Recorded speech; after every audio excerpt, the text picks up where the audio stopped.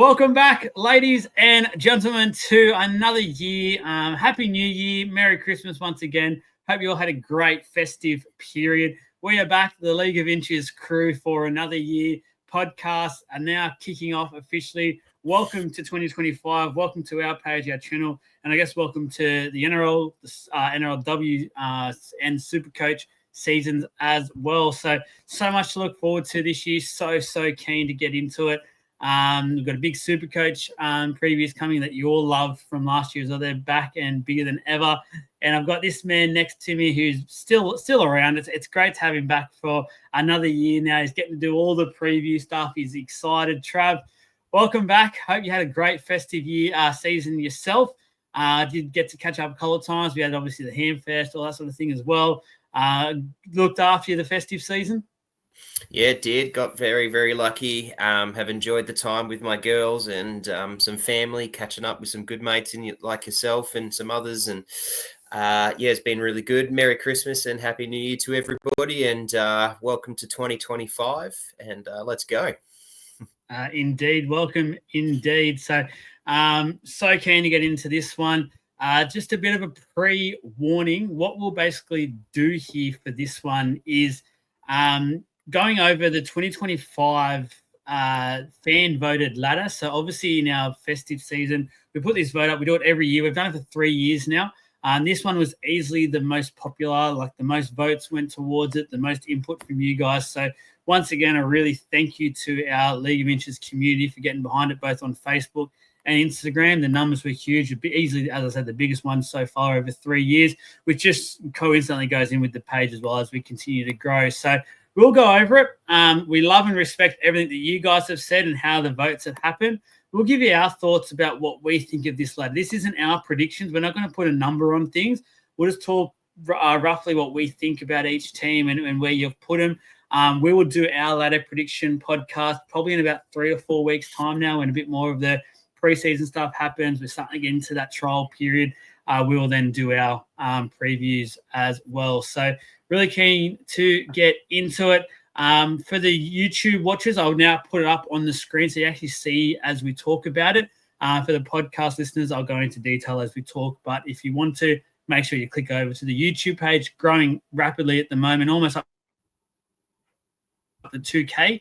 Be awesome to hit that 2K mark within the next couple of weeks. I'm sure we will with all the podcasts now coming back. So first up here, so fan voted ladder 2025. Thank you to the good friend once again for being a sponsor. If you are interested in sponsoring the page, make sure you reach out. We are desperately looking for 1 or 2, and then it'll be all done. So we're quite full, but we still have a couple of spots remaining, and for our NRLW side of things as well. So if you're going to be part of that, that'd be huge.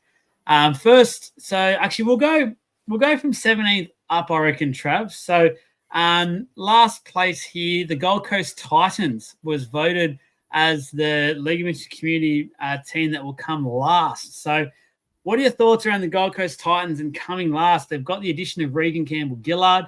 I guess Tino's is back, and that's almost like a new signing as well. So 2 big boppers coming back. Do you think it's a last place roster? No, I think that the community is pretty harsh on this one. I am going to say it's a bloody hard ladder to pick this year, and especially at this period of time. Time of the year. Lost my words. First podcast for the year. But it's a bloody hard one, mate. Like, some teams have, whilst they've lost players, they've gained others, and it's really hard to pick at the moment. And I've sort of started to try and go through injuries, and most teams are pretty healthy at the moment. So yeah, it's a big one. It's a hard one. To go back to the Titans, I think this is. I honestly think there's anywhere from 4 to 5 teams that could finish on the bottom of the ladder this year, and I think I'd be very surprised. I'll be more surprised this year if a team is by itself on the bottom of the ladder, and it isn't like a tie or 1 or 2 games are separated 17th to all the way up to even 14th. I think, and I'll also be surprised if the team that's on the bottom of the ladder has a very low amount of wins. I reckon it might be 6-7 wins might be on the bottom of the ladder this year coming. It's going to be I think it's going to be a year for the ages, man, with the way this is going. Do I think the Titans will be on the bottom? I actually think the Titans are well above 14th to 17th. I don't think they're in that bottom 4 echelon. And you hit the nail on the head. I think the RCG signing, whilst it just didn't make sense, and we spoke about that to the nth degree last year in some of the reviews and things. It's still a bloody good signing. Like, he's still a good player. And as you said, the Tino return from major injury is huge. It is like a new signing. They've unearthed I think, a potential superstar in Keeney. And they just lock that down. And as for him in the fullback spot, I think they've got a few headaches to try and manage in their halves and what they want to do, but I think it's pretty easy to manage. And I think we also forget that it's led by a pretty bloody good coach who showed in the second half of that year last year what he could do with that team. So yeah, I think it's pretty harsh with the Titans on the bottom of the ladder as a fan vote, but someone has to be there. But yeah, I don't think it's going to be them.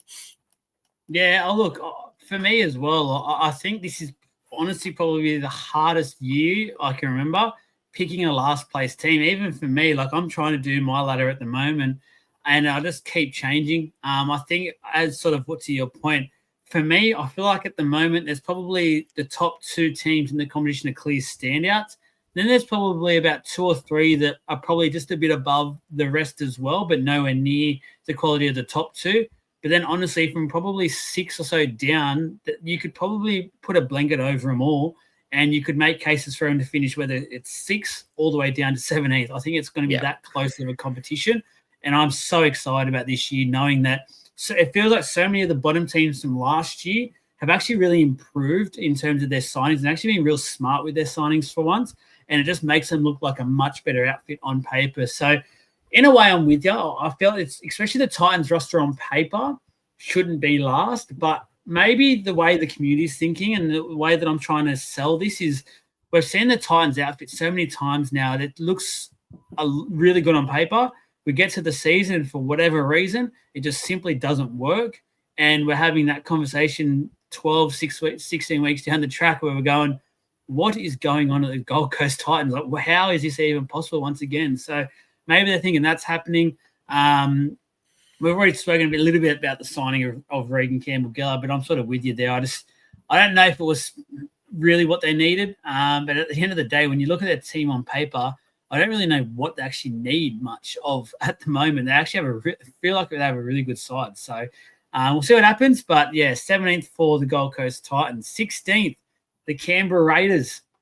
So they've got the Raiders down. I remember this time last year, most people had the Raiders around the same predictions as well, and they basically came and bit everyone on the tush. So and embarrassed most of us because they put up a really good hell of a fight. And if it wasn't for Jamal Fogarty getting injured, in my opinion, they probably would have been close to the 8, if not made the 8, because he was instrumental at the start of the year and got them a string of wins and one of the players of the competition at the time. So I'm hesitant. I know why they're saying this. When you look at some of the other teams, I can understand it. But again, do I think they're a 16th base team?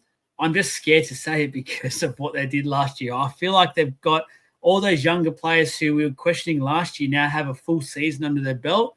They're going to come back in this year, a bit more experience. If Jamal Fogarty can stay fit, you just never know. You just never know. Trav, your opinions on the Raiders? I just, at this point in time, I've just got no idea about them. I really don't. At this point in time, I've just got no idea. They're a very big watch preseason and what happens team. And even then, I still think even coming into 2025, we're still going to watch probably the first 10 games and still have no idea about them. Like that, I just don't. You just don't know. Like it's Ricky. It's the coach. It's where they play and who they've got across their roster. There's just so many unknowns and question marks across that. There's probably 2 big. like easy to say things for this year and what's going to happen with him, and that's Jamal Fogarty's going to turn himself into a superstar this year, providing he stays healthy, and Joe Tarpanier is a gun. So, like, we know those two and where it's going to have, but what the rest of, like, I don't know. I don't particularly know what they're going to do with Timoko. I still don't know who's going to play fullback. I don't know where Savage is going to go. Who's going to be the half partner? What are they going to do with Sanders, Strange, etc.? It's just so many questions, and I can see why the community have put him down there because of all of those intangibles. Yeah, no, 100% there. 15th, the New Zealand Warriors. What are your thoughts around this selection here, Trav? I think this is harsh too, because I look on paper that's a good roster and it's a good list. I think they've come back reasonably healthy. They're very healthy, and I think the only thing that cost them in 2024 was just they couldn't stay on the park. They just couldn't. They couldn't hold the injury away from them, and yeah, I also think Sean Johnson retirement kind of was a bit of a distraction as well, and what he was doing there. And so, yes, I just think there was a few things that happened this last year. But I think that's pretty harsh at 15th because on paper and healthy, that's a really good team. It's a good forward pack. I really like the signing of James Fisher-Harris. They've obviously got some talent in that back line. I hope they give the fullback spot to Tuilpiki in a way and have Chance and Roger chime in the back line, whether it's wing and centre, and have a little combination there. I think that'll be the best way for them moving forward. I'm worried about the halves. Metcalf obviously coming back from an injury. Really keen to see him at full flight and hopefully can get through a full season.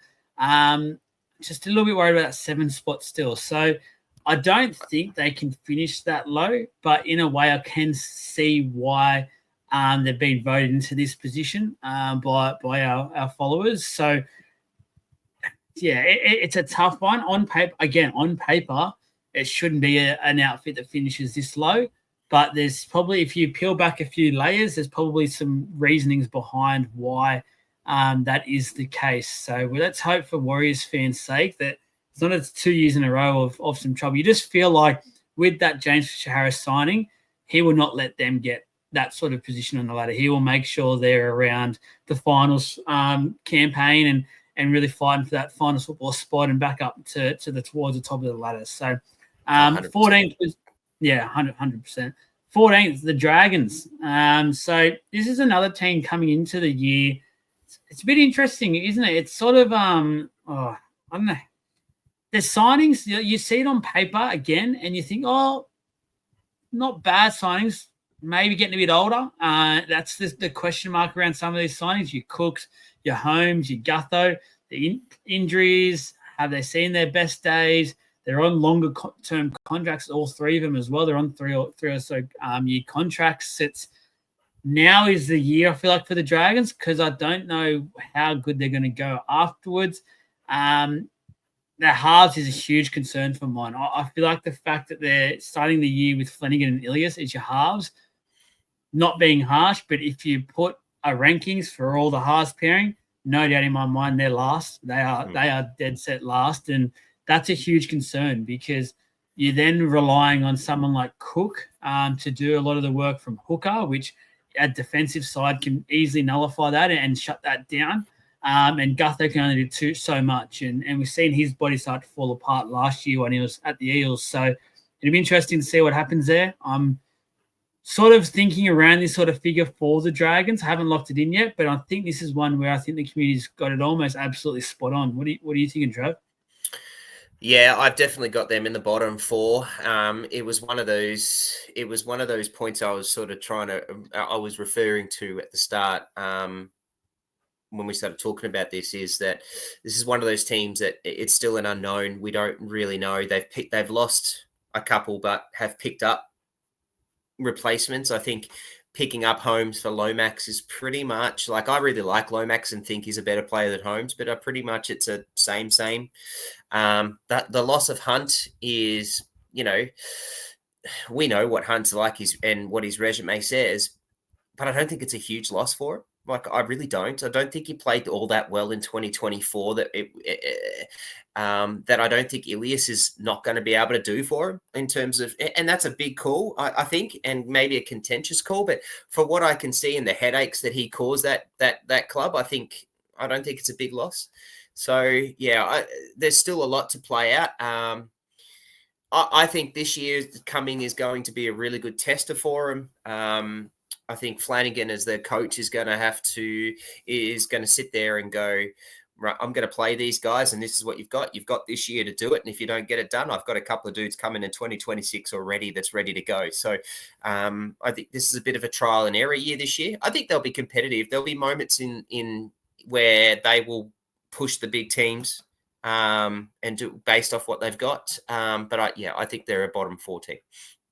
The big concern, you sort of mentioned it there, was the fact that this in 2025, I thought Lomax and Hunt were probably the cornerstone of their points, whether it was Hunt setting up Lomax and Lomax scoring it, converting it, things like that. So that is a definite area of concern. They're going to have to feel like, in a way, change their whole attacking structure in this offseason, and that quickly you run out of time when you have to have that big of a deal, and you see that actually works into the season, and it takes teams halfway through the year by the time they've sorted it out, and by then they're out of finals race, and then they're trying to make up some spots and ladder to be a bit more of a respectable season. But we'll see how it goes. Hopefully the Dragons fans say they get that sorted out and go from there. 13th place, the West Tigers. Trav, it's been a new dawn, it feels like, over there at West, and it's the Benji year is in full effect now. Some really good signings, obviously led by LOI, who's already at training and went back early.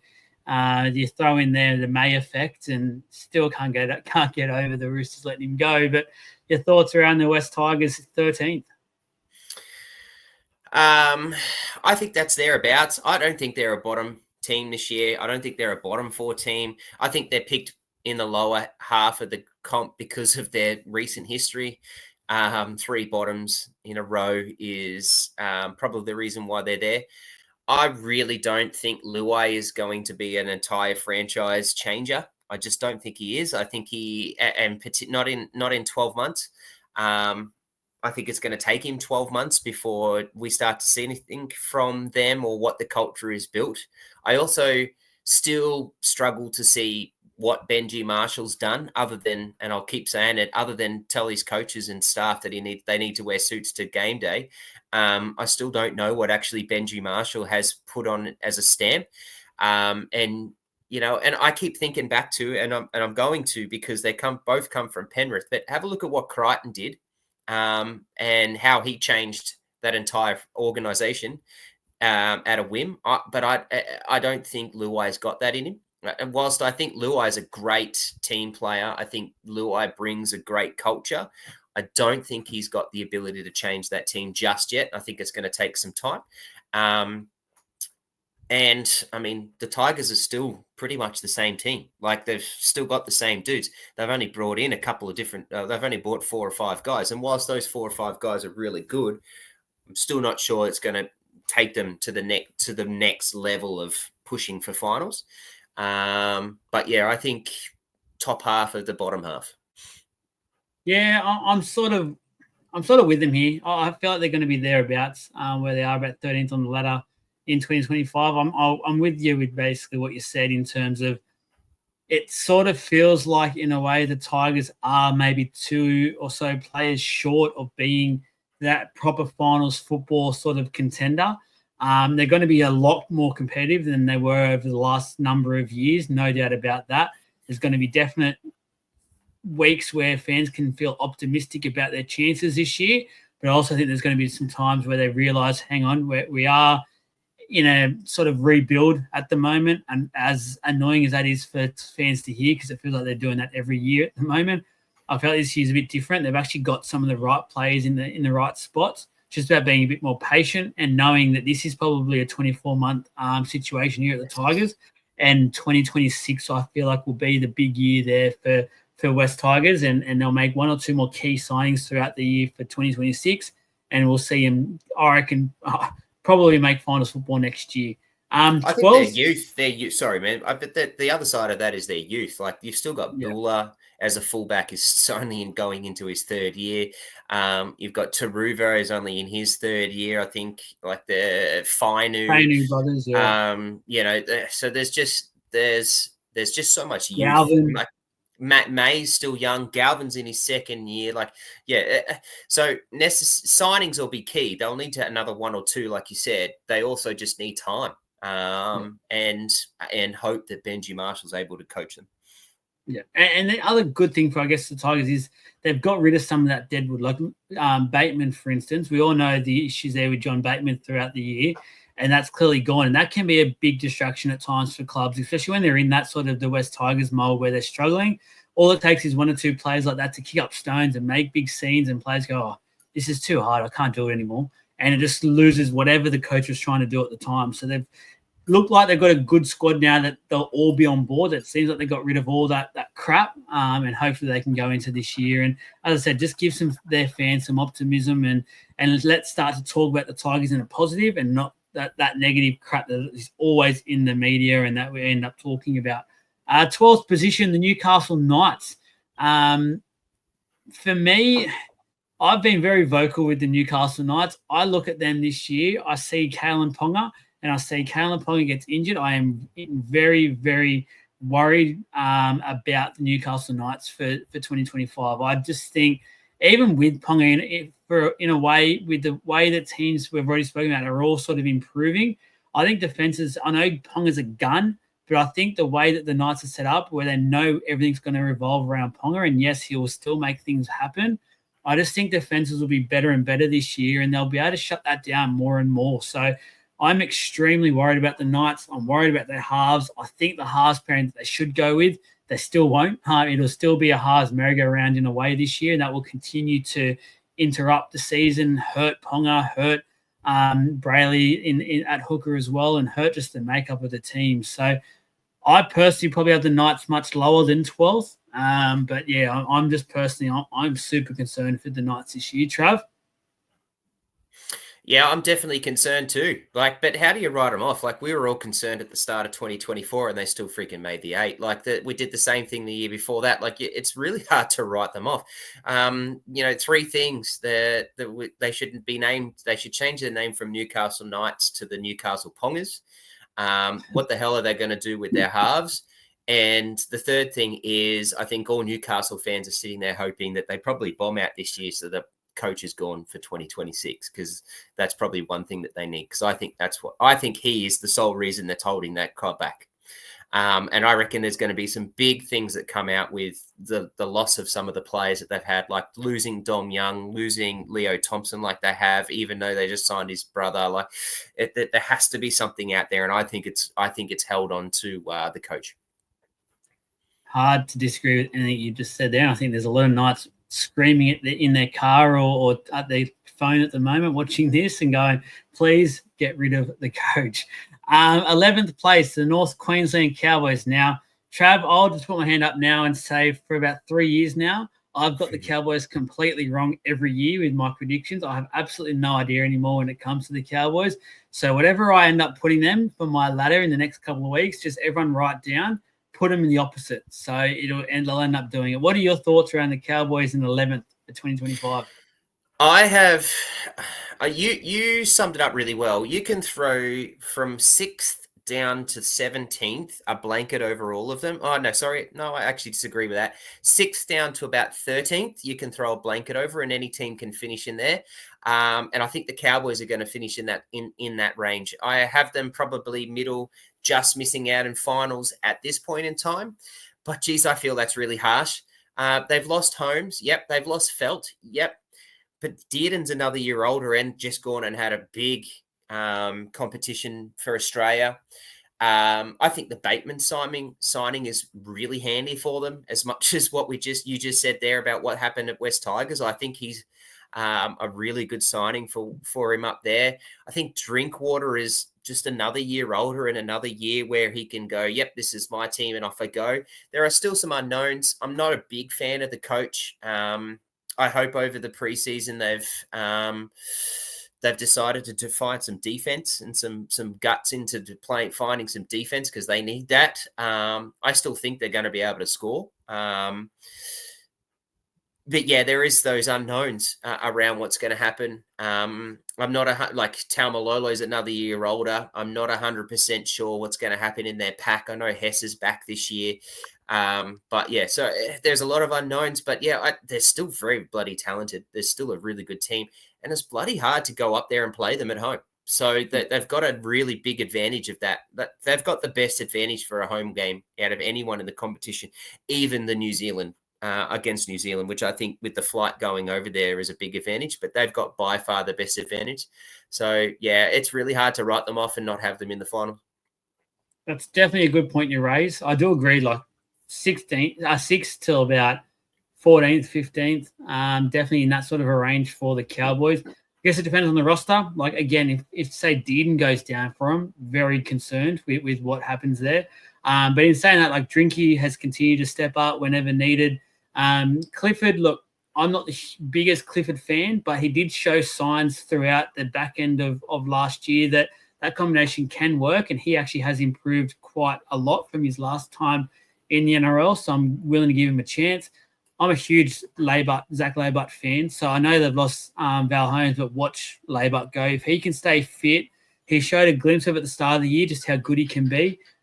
Showed a little bit with the PNG guys at the back end of the year, and then please let him have a full year because he could be spoken about very, very highly, I feel like, by the end of this year. So, look, just in that clump. So, again, I can't really diss the community much at all because I felt that's probably pretty right with the Cowboys. 10th, the Dolphins. So they got to finish above few their next-door neighbours up in Queensland. 10th for the Dolphins. The Dolphins, for mine, they look really exciting. On paper, I'm actually really excited to see the Dolphins this year. Obviously, the post-Wayne Bennett effect is in full effect at the moment, it feels like. So that obviously comes with a bit of caution, just because all us league fans know what happens after Wayne Bennett leaves the club. But in a way, I kind of feel like this might be a bit different because everyone knew from the start Christian Wolf has literally had 2 years there now to sit back and just make every single plan that he wants and have the right players. I know they lost Ewan Aitken, but really apart from him, they've kept majority of that team and pretty much guarantee every player that Christian Wolf still wanted. They've got to add a couple of good players. So Safidi's into the front row, which they really needed another big gun, especially with the Flegler injury at the moment. And Gilbert's like a new signing. He was out he's been out for basically 2 years. So he's effectively, I'll state, a new signing for that club. And if he can stay fit, he's a true forward leader there at that club. And I think he'll be huge for him. So I honestly think the community's got this one almost spot on. If anything, I think they might be on the edge of the 8 and really fighting that spot for that 7th to about 10th mark at the moment, the Dolphins. Trav, what are your thoughts on the Dolphins? I'm really high on the Dolphins this year. I think on paper, their roster 1 to probably 20 is pretty good.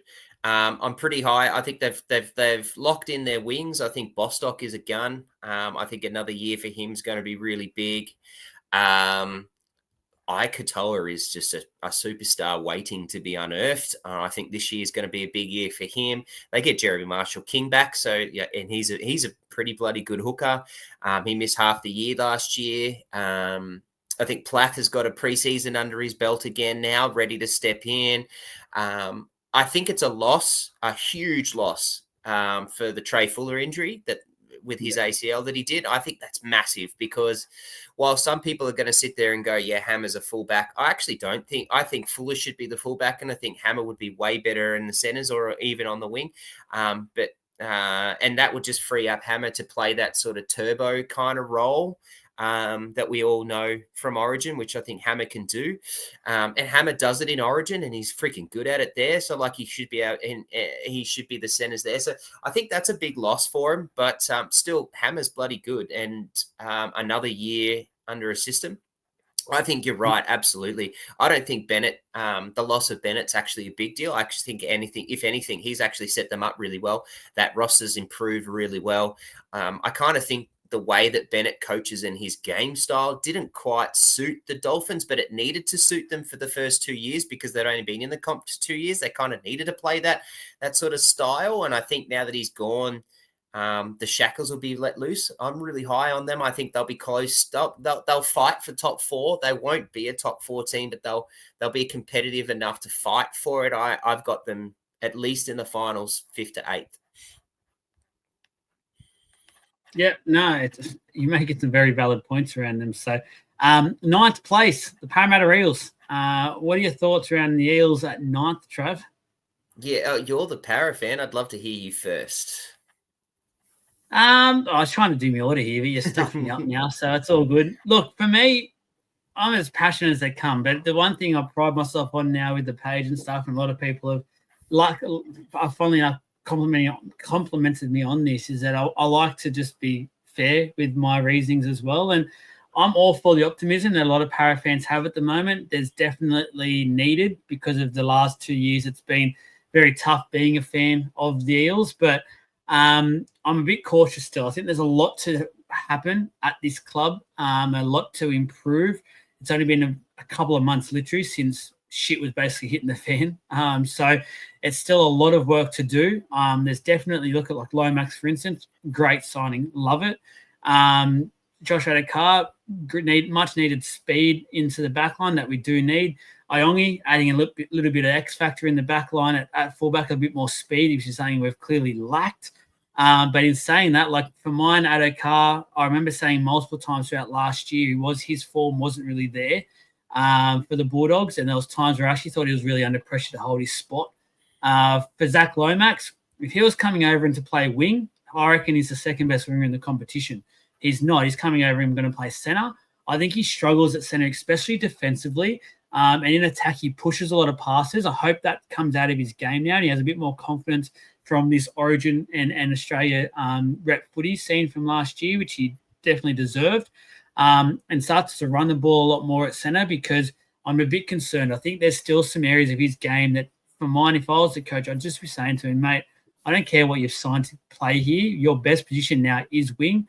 Take your pride away and just own it. Become the best winger. Put that challenge to him to be better than Toto, which is going to be a hard challenge, but be a winger. Be the best winger in the competition. But there's still a bit of deadwood, in my opinion, at the club, and he'll be playing on a week-to-week basis because we haven't covered those positions.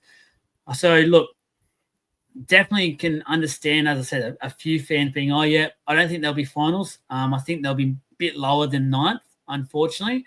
And there'll be a work in progress. I think next year is a much better year looking forward for the Eels fans. A few young guys have now been signed. It looks like the club's looking into the future, which is awesome.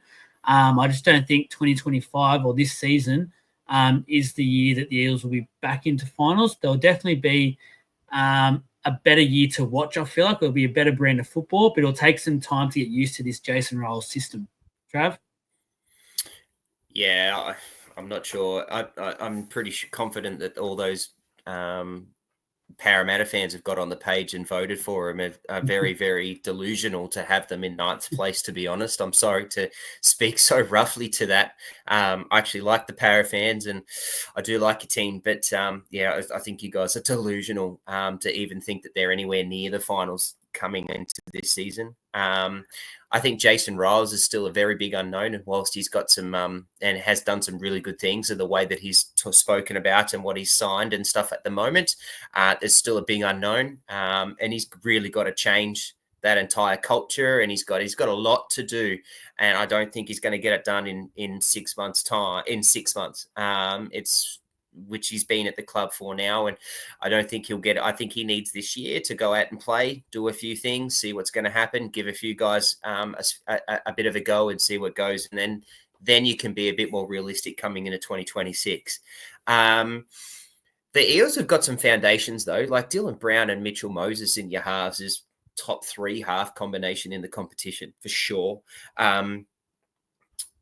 Hopgood comebacks this year. I think Hopgood's a freak. And so he's a massive in. I'm not so high on the Adokar thing, and I'm really off Adokar as a Storm fan. I loved him, but I'm really off him, and I'm not high on that. And I think the Para brought him in for that speed, which I don't think he's as fast as he I think he's lost a lot of that now, and I think he's a quick winger, but I think he's he's not in that upper echelon anymore. I think you brought him in for culture wise and to give someone that experience, and I'm just not sure he's the right person at the moment with everything that's happened. So yeah, I think there's optimism there. I love that the idea of playing Iongi and a few other of the younger guys is great. But yeah, I don't think they're anywhere near the top 8. Fair, that's fair. Para fans, let us know what you think. But yeah, I think that's pretty fair in terms of their expectations. And there's obviously a lot of Para fans on the group. I think Manly were voted the best though, so there's a lot of Manly fans in the page. But Parramatta are definitely in the top 2 or 3 on our page. So maybe that is showing a bit of heart overhead. But anyway, top 8 now. So the South Sydney Rabbitohs in 8th, coming all the way from second last in 2024 up to 8th. Obviously, the Wayne Bennett effect. He's come back. Latrell looks fit. What do you think about the Rabbitohs, Trav? 8th position, thereabouts.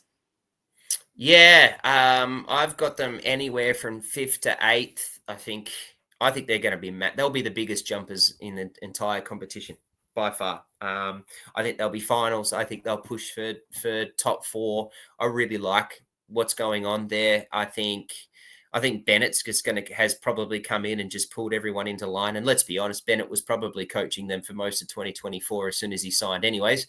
So I think Bennett's the unlocking of potential for the Coolamataungi. And that's a funny thing to say because he's already bloody good. But just watch what he does this year.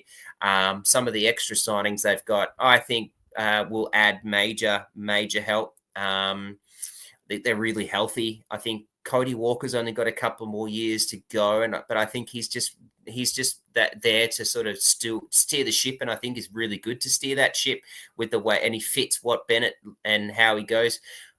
I think the loss of Alex Johnson is going to for a large chunk of the year is going to be because he's injured. So I think that's a loss, and that'll be hard to replace.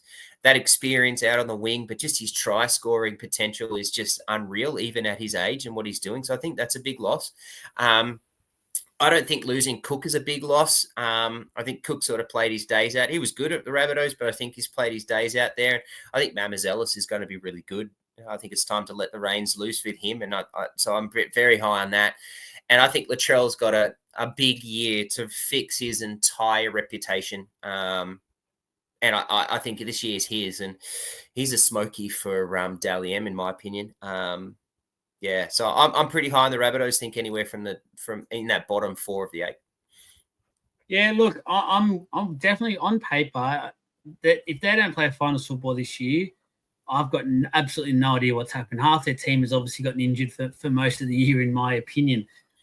We've spoken about Latrell. Latrell looks fit. We've said that about Latrell a number of occasions throughout the years, though. So I don't want to get too caught up in that hype for now because we've quickly seen how quickly that can actually go south for Latrell, unfortunately. I'm a little bit worried about Lewis Dodd at halfback for the Bunnies coming over from England. I believe he was actually dropped at some point last year in the Super League. So if you got dropped in the Super League, then you're expected to come over in one of the biggest clubs in the competition and lead them back into finals football. A lot of pressure on him. I'm a bit concerned with how he's going to adapt to that.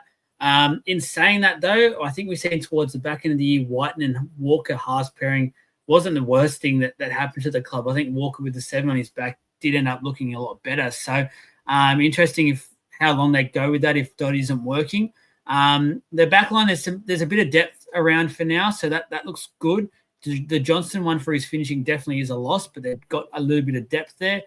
Their forward pack, if Murray stays fit, which obviously he's injured at the moment, so he'll miss a few weeks, but when he is back, they're going to stay on that park for him. He is huge. I think a lot of people out there, just because he's had a little bit of up and down run over the last 12 months with injuries, forget how good he is. Like I rate him one of the best, if not the best sort of rep player out there. When he pulls on those rep jerseys, in a way, I know Isaiah went to just a completely another level in 2024, and I was one of his biggest fans, but I used to have Cam Murray ahead of him, and just because of the style of play that he used to have for the Blues and stuff like that. So, definitely feel like Rabbitohs probably, as you said, around that 5th to 8th. Just a couple of little things I'm a little bit concerned about, but positives far outweigh the negatives.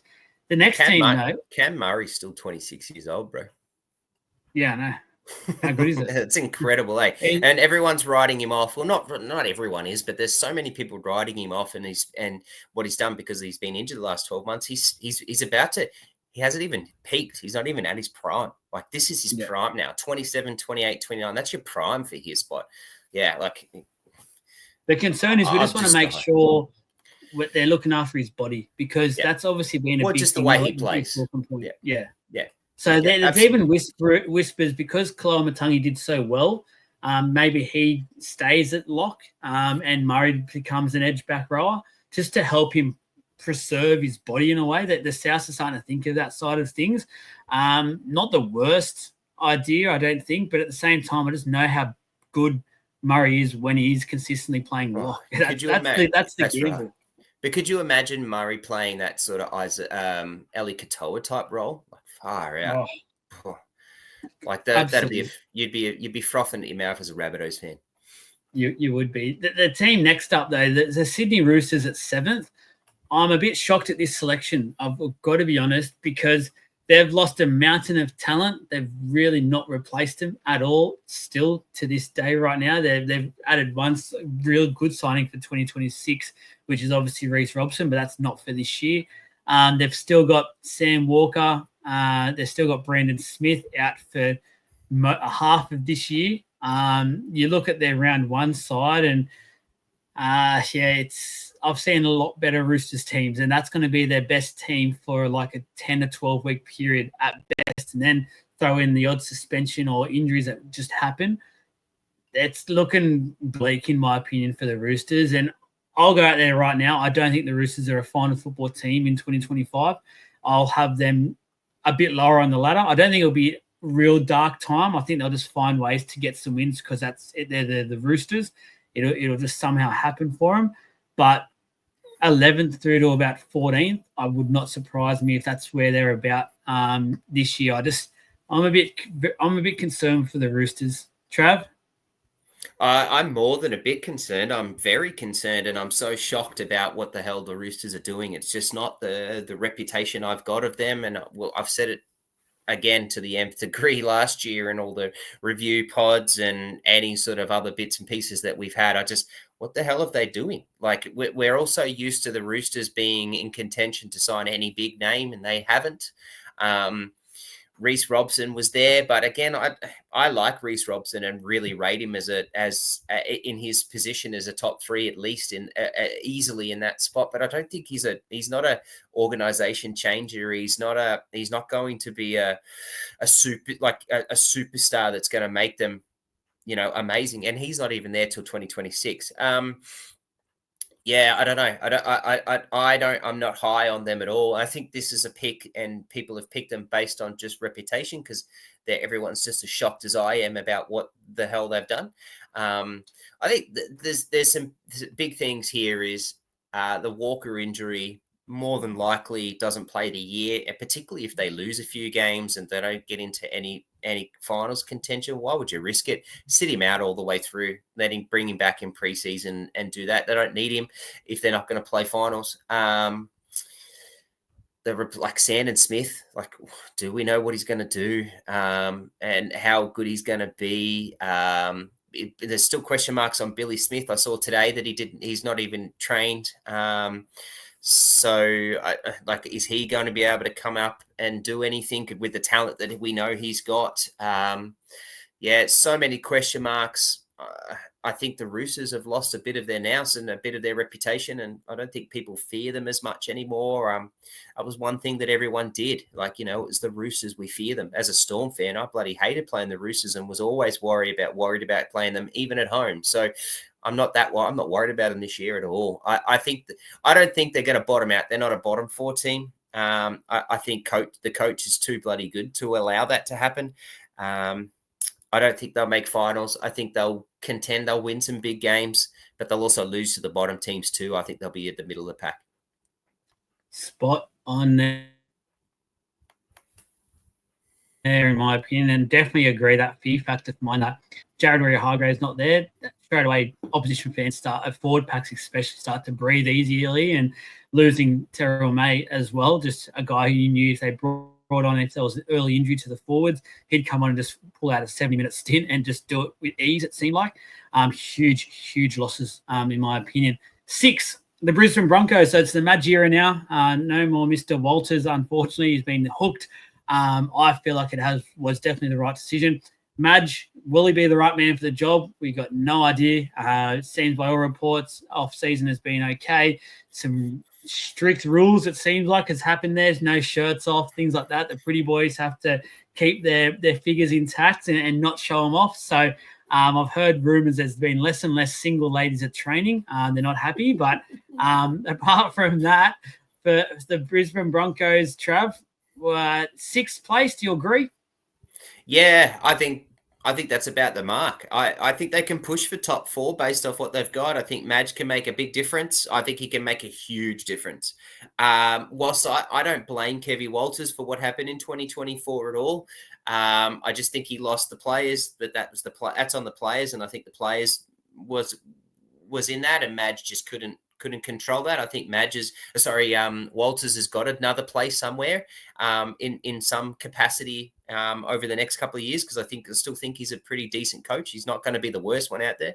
But yeah, hopefully Madge comes out and really does stick it to a few of them and say this is the way we're going. Either jump on the ship or get out. And I hope Madge has that reputation to do that and can pull it out. I think this is going to be a big year, because I think at the end of 2025 there's going to be a few salary cap issues that they're going to have to deal with. So it's either this year or it's not. Ben Hunt coming this year is going to make a big difference. It's going to fill a really big hole, especially because we're already talking around, as you posted the other day, about Reynolds having surgery already, although they think he's going to be fine for season starts. I mean, Reynolds in any capacity gets injured at any time is a concern. So unfortunately, he's more than likely that's just the step of what's going to happen for the rest of this year. Yeah, I don't think the drama of Ezra Mam and him not playing is going to be a problem for them. I think Madge has been able to manage that. To be honest, I live in Brisbane and have barely heard anything about it other than what we've brought up ourselves. So I don't think that's going to be too big a concern. I think Pat Garrigan is a freak, and I think he's ready to step up again this year. Yeah, I like the Broncos. I like their list. I like the way they're going. The only thing, I think there's 2 things that's going to help that's going to stop them this year, and that one is their egos and whether Madge can fix that, and 2, with, like every team, their injuries. But unfortunately, the Broncos have got a few people that are a bit injury prone. So it'll be interesting to see what happens there. Yeah, I think they're definitely back to playing finals football this season. My only question is, in the long run, how long this Madge era will last, because we obviously know what Madge is like.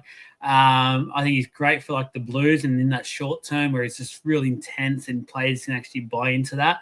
It's a 3-game series. You've got to be intense over the space of a 27-week season.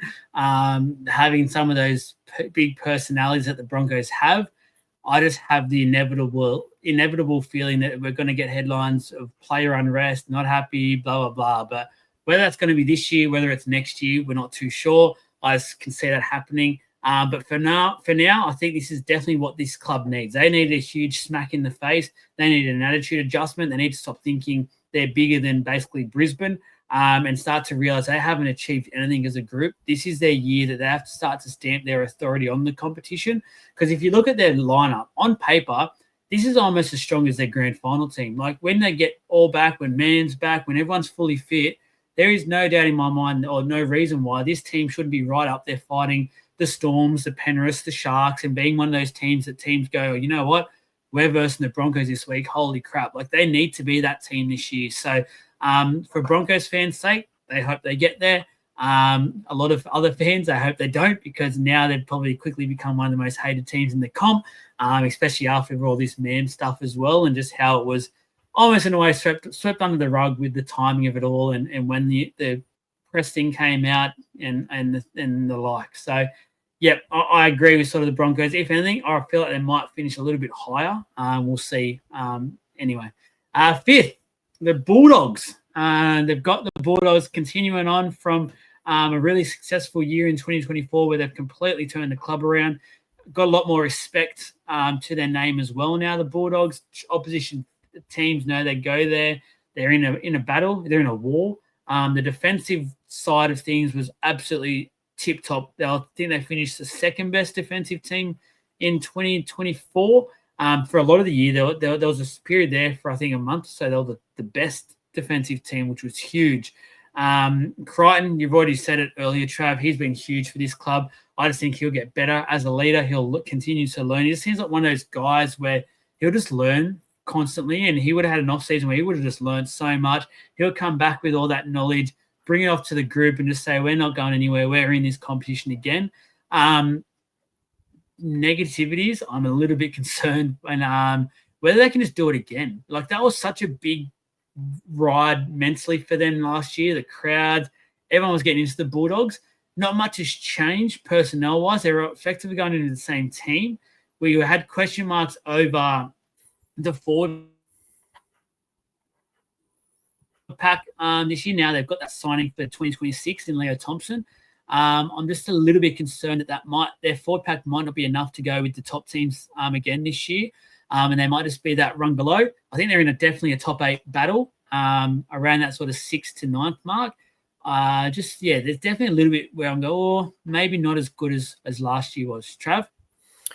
I don't have any concerns, man, at all. Yeah. The only concern I've got is that for my Storm, these Bulldogs are going to be freaking hard to beat and are going to be a contender. I really have them as a contender, and I'm really worried about them.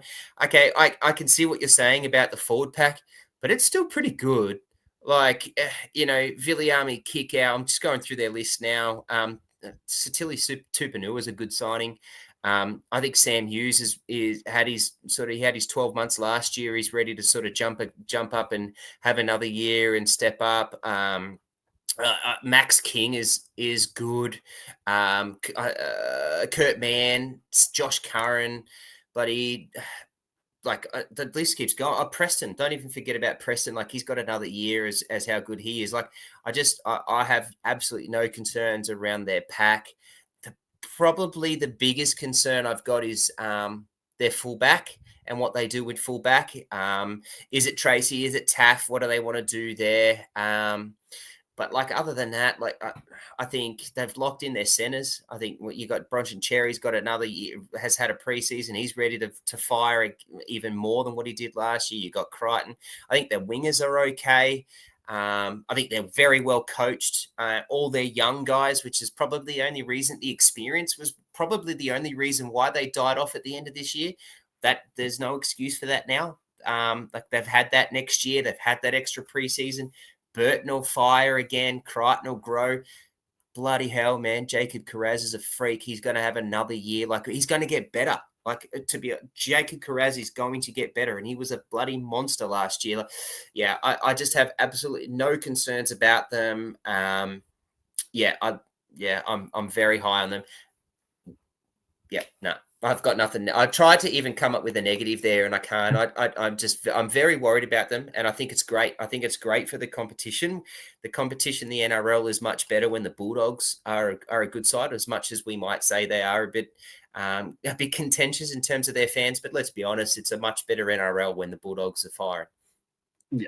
No, let's Bulldogs got another bandwagon and jumping on board. It sounds like Travis all over. You guys. No, I just fear. I like them, but it's just fear, man. I'm a passionate Storm fan, but I will jump on that bandwagon. But it is definitely fear. But see, I jump on that bandwagon because I just love the way that they played. I love the way that they went about it. Can they do it again this year? It's going to be hard. Everyone knows what they're doing, and they're going to go over preseason and do it. And they know what's coming at them. But the way that they came at teams in 2024, that should only get better. And if even if they don't get better and they just match it. In terms of their list is in terms of individuals are going to get better. So if their team doesn't get better, the players individually are getting better. So either way, I think they're going to improve. But yeah, I just really enjoyed the way they went about it. They were a fun team to watch. I just love that nitty gritty stuff. I love that dog dog mentality as a bulldog. That's probably my biggest concern with them, though, is the expectation side of things. Like we seen last year, there was zero expectation on them. Now this year, teams will know when they verse the Bulldogs, they're going to be playing a very top brand of football. They need to come with their A game, and they're not going to have that surprise element anymore. So I just want to know if they can be able to match that, because the two games we've seen by them towards the end of last year, that last round game and then finals football, where they had to be on that top level of their game, they weren't able to. So hopefully they learn from it. They go from that and they continue on. Fourth place, Manly Sea Eagles. They've moved them up to the top four of the great League of Inches community. What are your thoughts around Manly in the top four, Trav? Good list. I really like the Sea Eagles again. They're going to be hard to beat. Again, kind of what happened in 2024 was a few injuries and a few sort of things that popped out. Origin period doesn't help the Eagles either, with so many of their players, particularly key position players that sit out because of Origin. So that doesn't help them either. In 2020, didn't help them in 2024. Their season rides on one dude, though. Like, it literally rides on one dude. Turbo. Like, and if he stays fit, holy crap, anything could happen. If he doesn't, you just never know. I fear for what they can do. But I really like what they have. I think their list is good. Turbo's a freak. I think Hopewadi's ready to go, and it's probably that next sort of step in. Very tough to not even be to not actually have that fullback locked down, I think. But Ola Kawatu's a monster. God, he's a scary man. I actually bumped into him over the holidays at one point, just walked past him. God, he's a big, scary man. I'd hate to see him on a footy field. DCE is he's crying out for a successful year this year, I think, to sort of off, and I think he deserves it. I'm high on the Eels. Yeah, look, I agree with the top four. I look at their outfit. I'm pretty impressed. To be honest with you, I'm not as worried for the first time in a number of years about the Turbo effect. Like, obviously they are a completely different side with Turbo, but I think with Cooler there and Hopewadi, they actually can replace him at fullback. Probably the best they've been able to for years now. So that puts him into a bit better of a position, in my opinion. I'm worried about their front row and their hooker in a way, because I think Croker isn't really one of those game changers. He doesn't need to be. But if there is an injury or two in the halves, that's when your hooker will probably have to change the way he does play. And I'm just a bit concerned with what Croker can offer this team moving forward. And I think therefore, like, Paseka had definitely moments last year where he became a lot better and one of those, I wouldn't say elite forwards, but maybe just that rank below. He needs to keep going. He needs to start to really knock down the door of an elite front rower. And he's got the size, he's got the capabilities. He just needs to be consistent. Same with LOI. He needs to do exactly the same thing. So definitely agree. I think the Manly Sea Eagles will be a top four team or thereabouts. Really looking forward to what they can produce in this season. I think they've got it pretty spot on there. The Cronulla Sharks, third place. Bring on the AFB era. Aiden Fanua-Blake is the huge star signing for the Cronulla Sharks. They've lost one or two. Lost Jack Williams. They'll easily replace that. That's fine. Effectively, it's the same team. The question marks for mine is fullback. I don't think, if they've got Will Kennedy there at fullback, I don't think they're a contender in 2025.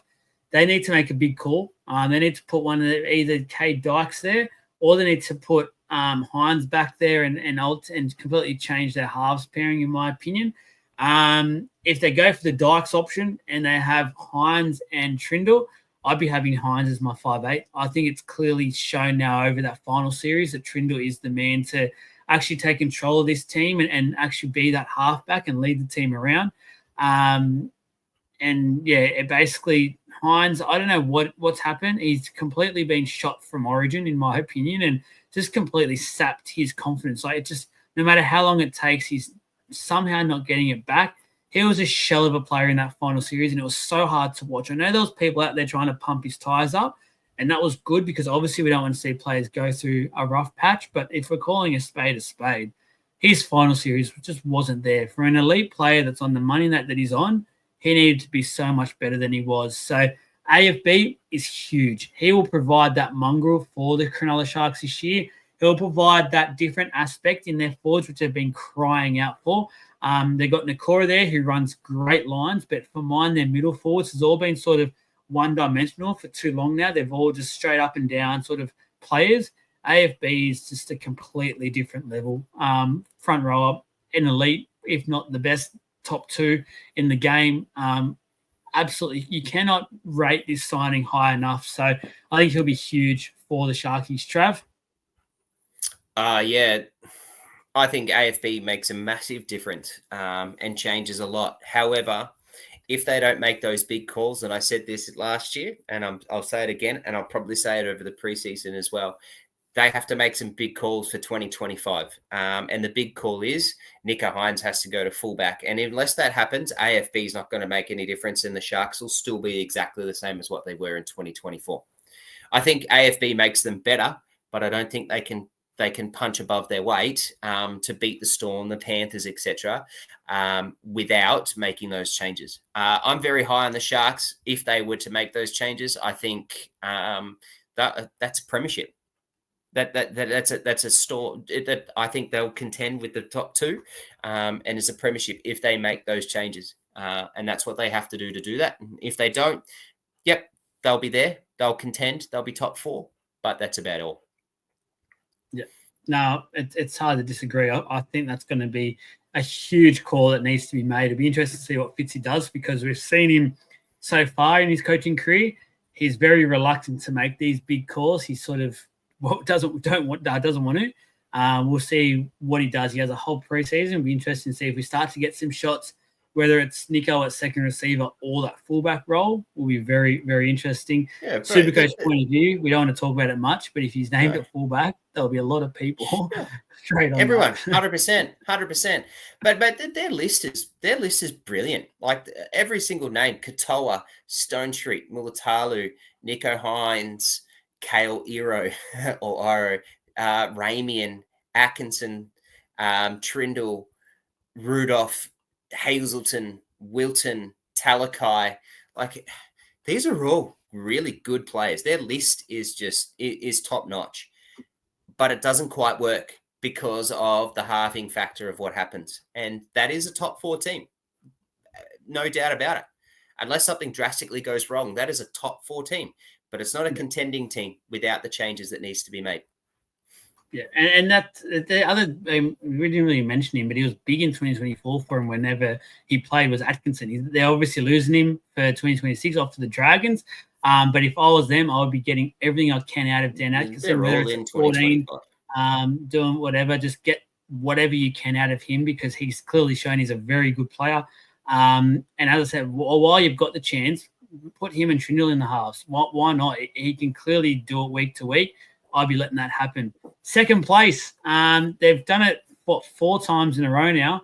Who's to say they can't do it a 5th time and make it a high five? It's the Penrith Panthers. Trav, do you agree? Are you going to be the one that finally writes Penrith off? Like, there's always someone every year that goes, nah, they're done. They're going to finish outside the 8 or something crazy. They've lost another number of key players, but tell us, what are your thoughts? Like eventually it has to catch up with them, doesn't it? Like but I'm not going to be the person that's going to write them off. I don't want my name next to that because they've just gone 4 out of 5, 4 in a row, lost a premiership in the 5th one. I'm not going to be that person that writes them off. But eventually it's got to give in, like it has to. Now that you've now lost to Ruva, Fisher Harris, LOI, eventually it has to come out. But I'm not going to be that person. I've got him top 4. I'm not going to put him second, but I've got him top 4. Yeah, no, I'm with you. Look, definitely like LOI, huge loss. Fisher Harris cannot underestimate that loss at all. He's he was one of the true leaders of that club. I know there's Cleary and Yo, they're the captains and stuff, but Fisher Harris, he was heart and soul of that club. So that's a huge, huge loss. Every big game, he was one of their better players every single time, like without a shadow of a doubt. He was a top 3. So losing that, Moses Leota will have to step up. Liam Henry will have to step up, and Lindsay Smith. We've seen Lindsay Smith start to get to another level towards the back end of last year. So, again, they just find ways to have players come up, do their job, step up, go from there. Blaze Slungy, he's a huge signing for him. He's a really exciting young gun coming through. I know there's people out there that say he has some defensive issues, which he's a young kid. He's, 20 years of old this year, 20 years of age, and he's not going to come in and be a world beater. They're going to miss some tackles here and there, but boy, he can play some football. I'm so high on him. I think partnering with Cleary is going to do him the world of good. They obviously won't start one of the top halves pairing in the comp because of Blaze being unknown for majority of the part at that position, but no doubt they'll, for mine, pair up really nicely. Cleary, I think he's been waiting for this moment. I think he's been waiting to be the guy. Like, I know it's funny to say that because every time Penrith win the comp where he's had a 5-star game in a way, and we've already seen the great moments he's had so far in his career, but he's always had like Luai there, and if he gets injured, Luai steps in, and whenever he's there, he's got Luai there and stuff like that. They work so well.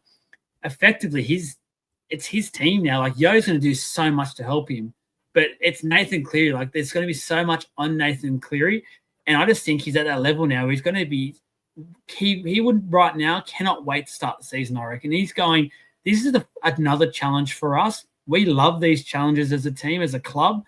This is it. No one will give us a chance to win 5. Watch me. And I'm not going to write them off. If we're talking about the reviews and we're talking Penrith Panthers winning the comp, would not surprise me one bit. So second, got to agree, because the last team we're talking about, the Melbourne Storm, first place. Trav, you're the Storm fan, so I'm going to let you go first this time. Tell us, how confident are you for 2025? Because the community, they've got you winning the comp, or winning the minor premiership at least anyway. Yeah, I'm very high. I think it actually is the Storm's premiership to lose. Look, I'll repeat the words that you said about the Eels, is that I am a diehard Storm fan, but I'm also not a biased, one-eyed, put my goggles on, off I go fan. However, at this moment, I actually think it is ours to lose. I think the signing of Stefano is a big deal. For us, it was kind of that shored up our forward pack that we really needed to have. It was one of those spots that it's been an unknown, and I know that's with Nas is a funny thing to say, but I think what that does is that he's going to put in 50 minutes. I think that gives Nas that sort of 30 to 40 minutes, which I think is perfect for him. And I think we're ready. I think we're ready to go. Build on the back of a Dally M winning for Hughes. I think we still got Bellamy. Like, everyone knows 2025 is a really big year. I think that's the reason why there's a few signings till the end of 2026, is because this year is that sort of big year that we've got. I'm very high on us. I like our game style. I like everything that's going to happen. I think some of our key players are going to get another year older. That's going to be really key for us. Howarth is another year older in a preseason, and I think he's going to have a monstrous year in 2025. Liero has locked in that number 13. He made an Origin camp last year, and well deserved. And I think he's got another preseason in him, ready to go. I think Josh King is just that meathead guy that's just perfect, and every team would love to have. But and I love that we've got him, and I think he's got another year in him that he's ready to go.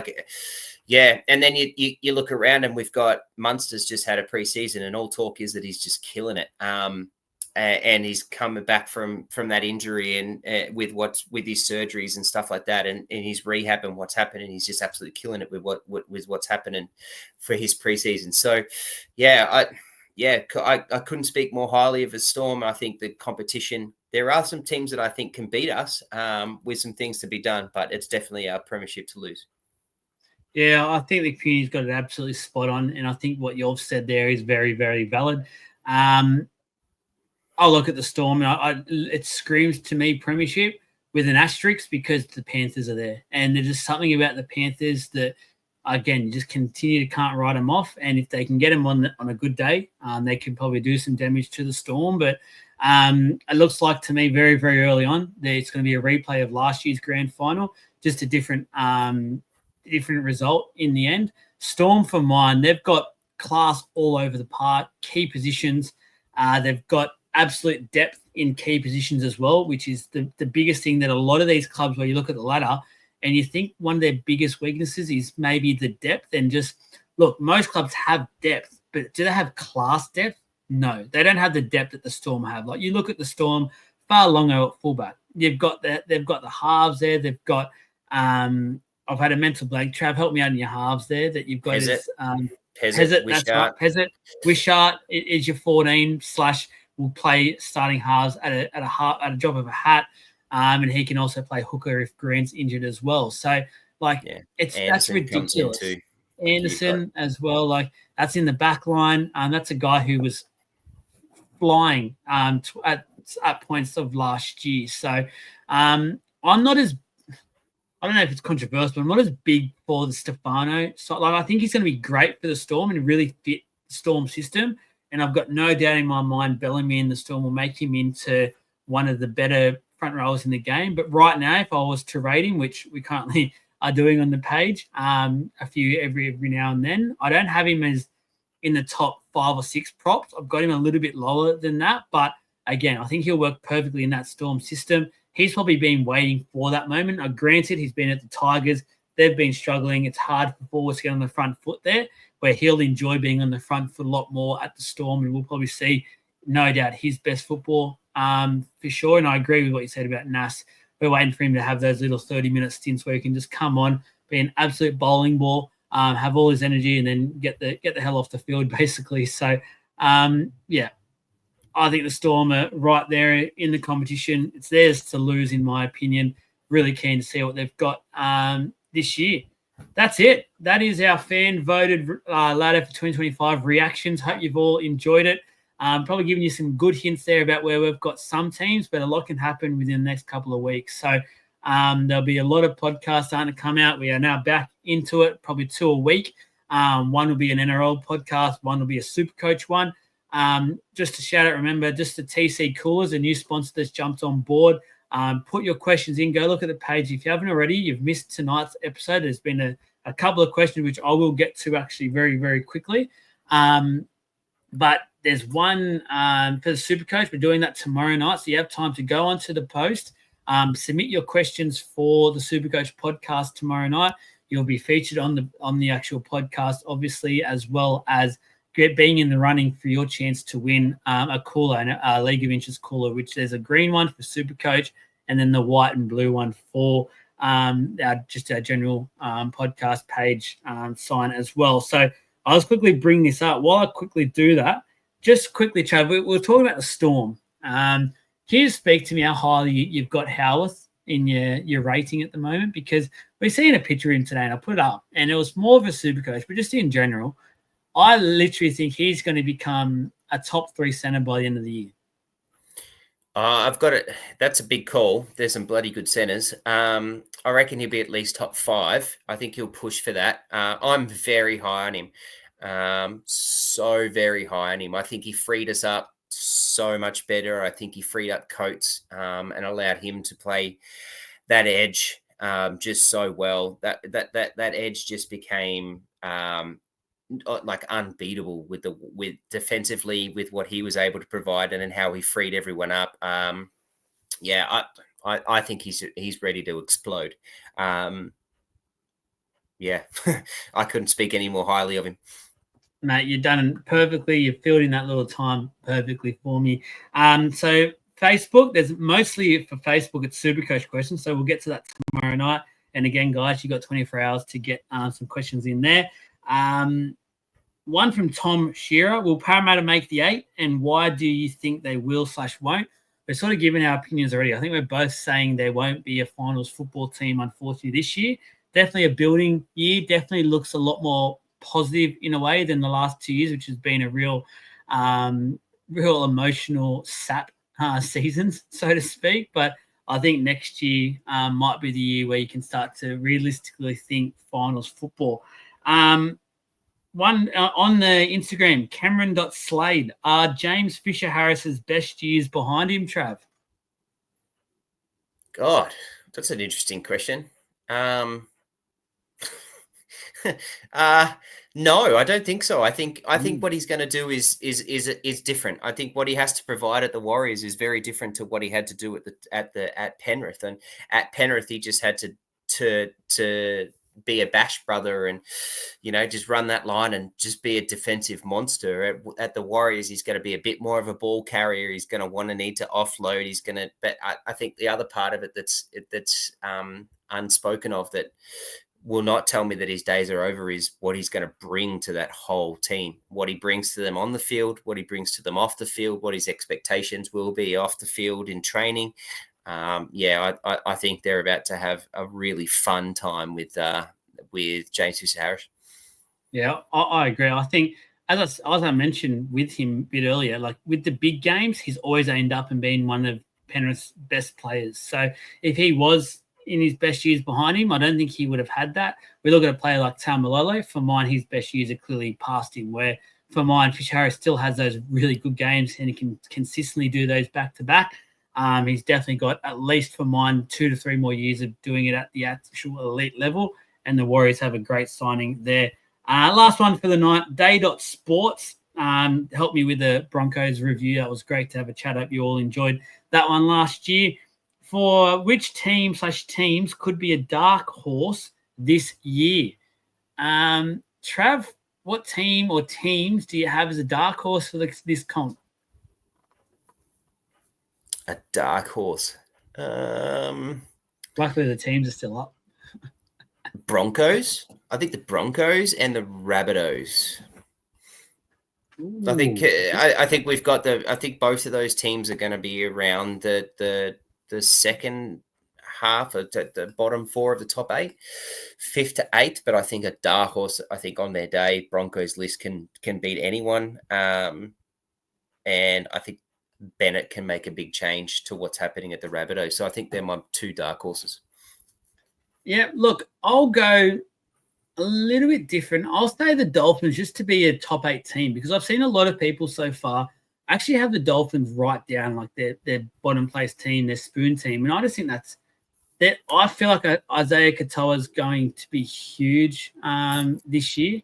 I just don't see them being that low on the table. I think they'll actually be a legit top 8 team and be in that battle throughout the year and finish 7th or 8th, which I think quite dark horses. For the actual title, I would say Manly, but by the looks of that, I don't know if you'd call it a dark horse because people are already calling them for a top 14. I think they can be right up there. And if Turbo's fit at the right time, Cherry Evans, whether he announces this is his last year, who knows the emotion behind that. And then their backline for mine is awesome. They've got a really good, talented backline as well, so that's scary. But yeah, that's sort of for me is it. So thank you for your questions, guys. Really do appreciate it. I said jump on the page if you have time to post a few for tomorrow night's Supercoach one. It's going to be huge. So we're getting into our team previews for Supercoach. We remember from last year we choose 3 or 4 teams. For this one, let me remember quickly: the Storm, Penrith, the Tigers, and the Dolphins are next tomorrow night. Is that right, Trav? You're looking. Yes. I believe it is. Thank you. Yes, Storm, Tigers, Dolphins, Penrith. There we go. So that'll be huge. A lot of talking points there, and you know how these normally go. So probably be about 2 hours of chit chat. Cannot wait for it all. Me, Trav, and Jesse will be back. Supercoach boys are here. Hope, as always, like, subscribe. We all know everything's starting to take off. It's really exciting, but always do your little bit, please, to help and say thank you by simply liking, subscribing, all the content. Thank you, guys. Hope you enjoyed the first one back for 2025. Bring on a huge year ahead, and we will chat to you tomorrow.